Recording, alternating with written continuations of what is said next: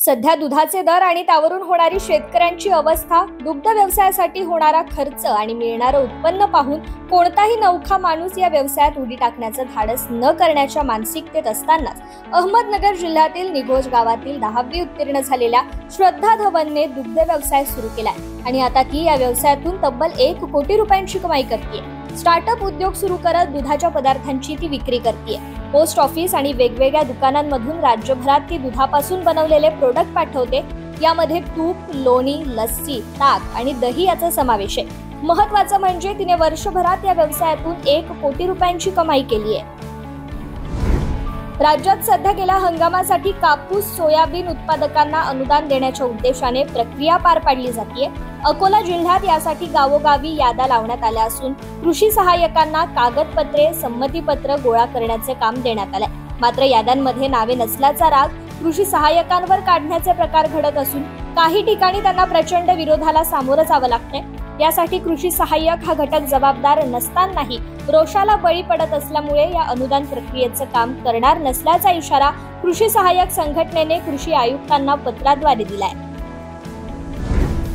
राज्यातील कृषी पदवीधरांसाठी आर्थिक पाठबळ देण्यासाठी नागरी सहकारी पतसंस्था सुरू करण्यास शासनाच्या सहकार विभागाने अधिकृत मान्यता दिली आहे। त्यामुळे लवकरच या संस्थेची पहिली मुख्य शाखा पुण्यात सुरू होणार असून संस्थेमार्फत सभासदांसाठी, पाल्यांसाठी लवकरच कल्याणकारी योजना राबवण्यात येणार आहे। राज्याचे सहकार आयुक्त दीपक तावरे यांच्या हस्ते कृषी पदवीधर असलेले आणि यशदाचे उपमहासंचालक शेखर गायकवाड यांनी संस्थेचे नोंदणी प्रमाणपत्र स्वीकारले। यावेळी सहकारी संस्थेचे अप्पर निबंधक श्रीकृष्ण वाडेकर, उपनिबंधक मिलिंद सोबले, ॲग्रीक्रॉस कृषी विद्यापीठ पदवीधर संघाचे अध्यक्ष ॲडव्होकेट आनंद चोंदे पाटील आदी उपस्थित होते। काल राज्यातील बाजार समित्यांमध्ये कांद्याची 82,177 क्विंटलची आवक झाली। यात नाशिक जिल्ह्यात उन्हाळ कांद्याची 42,225 क्विंटल तर सोलापूर बाजारात लाल कांद्याची 18,437 क्विंटलची आवक झाली आहे। कांद्याला सरासरी 2,300 पासून ते 3,500 रुपयांपर्यंत सरासरी दर मिळालाय। काल उन्हाळ कांद्याला नाशिक जिल्ह्यातील येवला आणि नाशिक बाजारात 3,100 रुपये, लासलगाव बाजारात 3,300 रुपये, लासलगाव विंचूर बाजारात 3,250 रुपये, सिन्नर रायगाव बाजार 3,150 रुपये, चांदवड बाजारात 3,200 रुपये, मनमाड बाजारात 2,900 रुपये, पिंपळगाव बसवंत बाजारात 3,280 रुपये असा दर मिळालाय। केंद्र सरकारने पिकांचं व्यवस्थापन आणि उत्पादन वाढवण्यासाठी कृषी DDS अर्थात agriculture decision support system web portal launch केलंय। केंद्र सरकारला DDSच्या मदतीने अचूक माहिती मिळवता येणार आहे, अशी माहिती केंद्रीय राज्य कृषी मंत्री भगीरथ चौधरी यांनी दिली आहे। मंत्री चौधरी यांनी नवी दिल्ली येथे कृषी DDSचं अनावरण केलंय।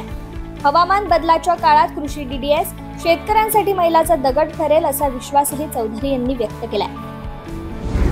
वाशिम जिल्ह्यात शेतीवर अवलंबून 90% अधिक नागरिक आहेत। त्यामुळे याच घटकावर शासनाने लक्ष केंद्रित करून गेल्या काही महिन्यात शेती आणि शेतकऱ्यांच्या उन्नतीसाठी 200 कोटींपेक्षा अधिक निधी जिल्ह्याला मंजूर केला। या माध्यमातून शासनाच्या शेतीपूरक सर्व योजनांचा प्रत्यक्ष लाभ मिळाल्याने संकटात सापडलेला शेती उद्योग तग धरू शकला नाहीये। त्यामुळे शेतकऱ्यांना आर्थिक आधार मिळाल्याने मोठा दिलासा मिळालाय। अमरावती जिल्ह्यात संततधार पडणाऱ्या पावसामुळे संत्रा बागांमध्ये पाणी साचले। यामुळे बुरशीजन्य रोगांचा प्रादुर्भाव वाढलाय। याच कारणामुळे संत्रा, मोसंबी बागांमध्ये फळांची मोठ्या प्रमाणावर गळती होत असल्याने शेतकऱ्यांची चिंता वाढली आहे। संत्रा पट्ट्यात गेल्या 15 दिवसांपासून पावसाची संततधार होती।